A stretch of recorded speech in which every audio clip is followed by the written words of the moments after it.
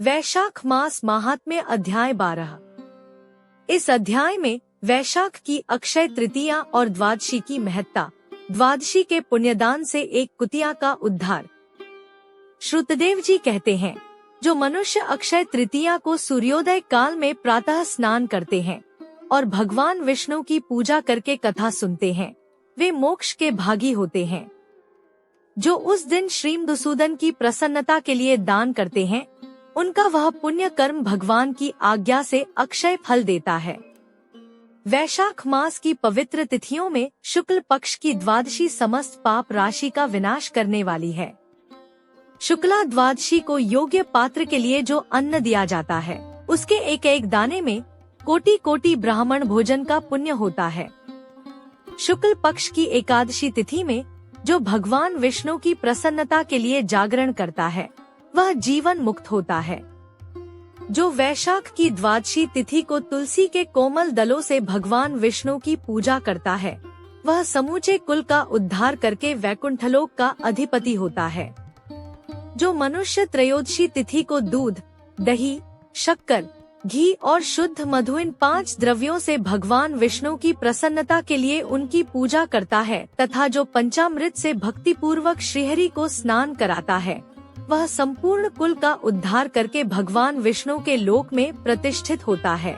जो सायंकाल में भगवान विष्णु की प्रसन्नता के लिए शरबत देता है, वह अपने पुराने पाप को शीघ्र ही त्याग देता है। वैशाख शुक्ला द्वादशी में मनुष्य जो कुछ पुण्य करता है, वह अक्षय फल देने वाला होता है।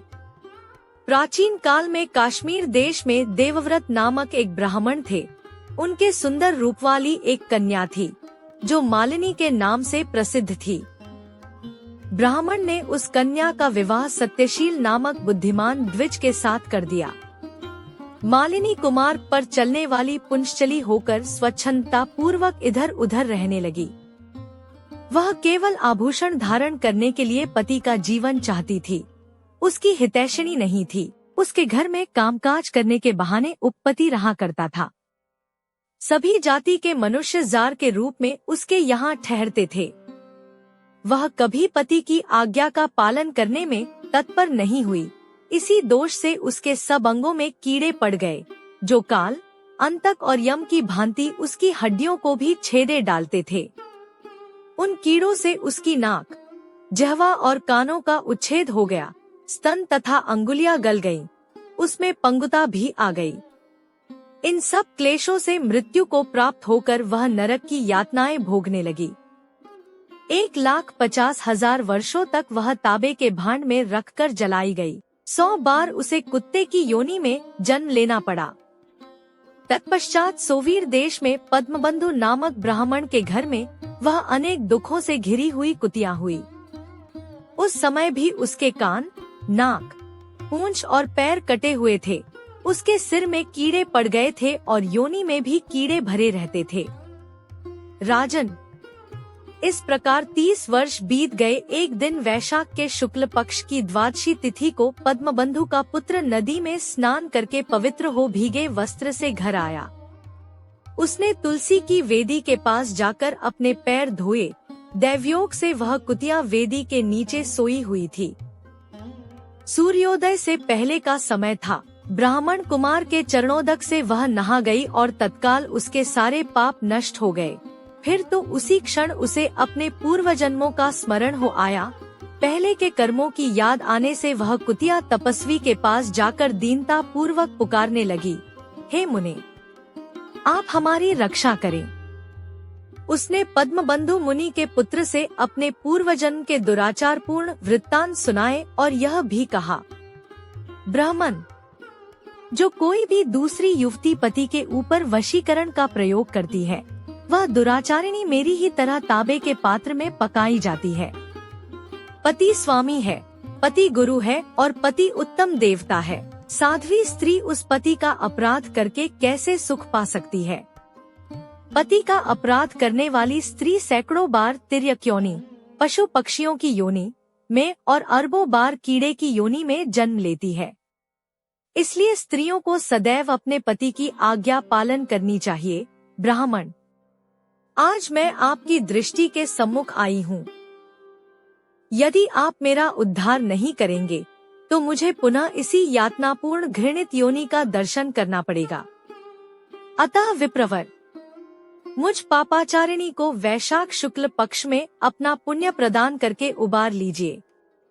आपने जो पुण्य की वृद्धि करने वाली द्वादशी की है, उसमें स्नान, दान और अन्न भोजन कराने से जो पुण्य हुआ है, उससे मुझ दुराचारिणी का भी उद्धार हो जाएगा। महाभाग, दीन वत्सल, मुझ दुखिया के प्रति दया कीजिए। आपके स्वामी जगदीश्वर जनार्दन दीनों के रक्षक हैं। उनके भक्त भी उन्हीं के समान होते हैं। दीन वत्सल, मैं आपके दरवाजे पर रहने वाली कुतिया हूँ। मुझ दीना के प्रति दया कीजिए, मेरा उद्धार कीजिए। अंतर में मैं आप द्विजेंद्र को नमस्कार करती हूँ।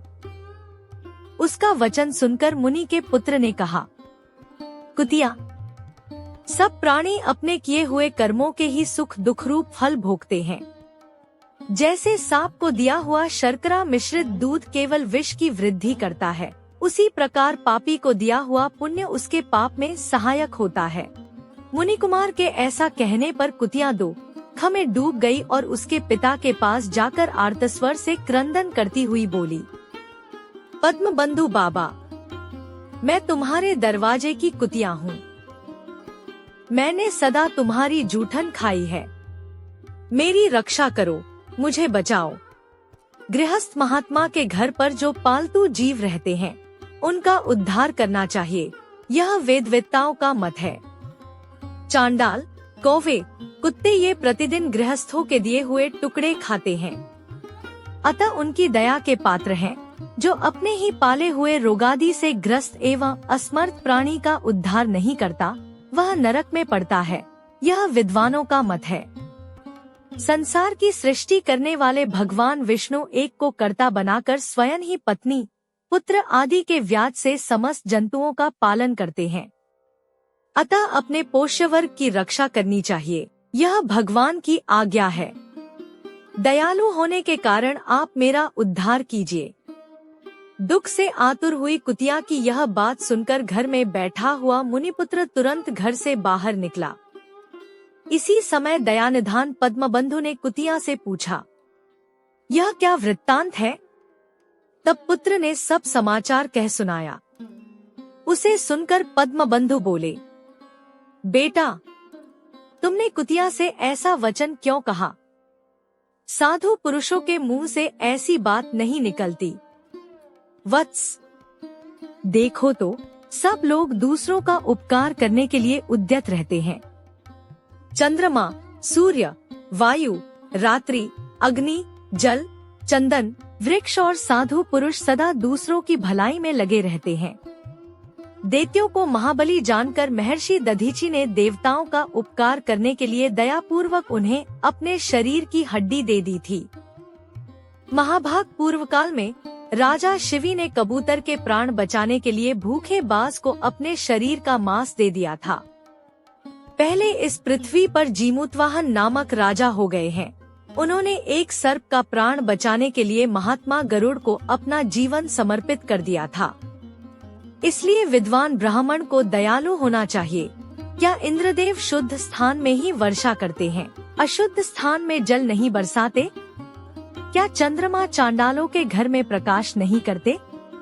अतः बार बार प्रार्थना करने वाली इस कुतिया का मैं अपने पुण्यों से उद्धार करूंगा। इस प्रकार पुत्र की मान्यता का निराकरण करके परम बुद्धिमान पद्मबंधु ने संकल्प किया, कुतिया ले, मैंने द्वादशी का महापुण्य तुझे दे दिया। ब्राह्मण के इतना कहते ही कुतिया ने सहसा अपने प्राचीन शरीर का त्याग कर दिया और दिव्य देह धारण कर दिव्य वस्त्र आभूषणों से विभूषित हो दसों दिशाओं को प्रकाशित करती हुई ब्राह्मण की आज्ञा ले स्वर्गलोक को चली गई। वहाँ महान सुखों का उपभोग करके इस पृथ्वी पर भगवान नर नारायण के अंश से उर्वशी नाम से प्रकट हुई। जय जय श्री हरि, जय मधुसूदन, जय माधव मास।